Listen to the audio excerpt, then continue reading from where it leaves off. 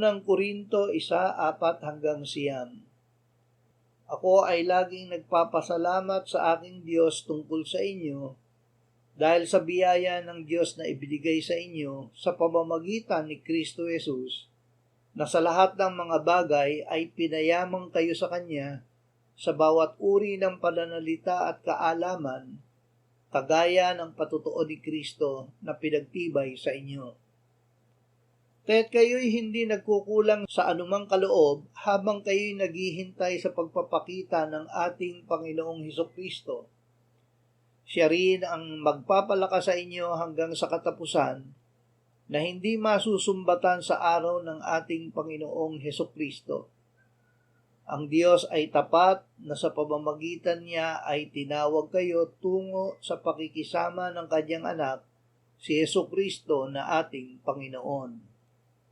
Ang Diyos ay mapagbiyaya. Gaya ng lahat ng sumasampalataya sa Panginoong Hesukristo, ang mga taga-Korinto ay naligtas, hindi dahil sa kanilang gawa, kundi dahil sa biyaya ng Diyos na tinanggap nila sa pamamagitan ng pananampalataya. Sila ay tinawag ng Diyos na banal kay Kristo Jesus.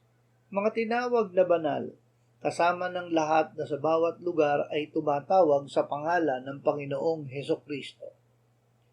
Marami silang espiritual na kaloob, ngunit marami silang kapintasan at nagawang kasalanan gaya natin.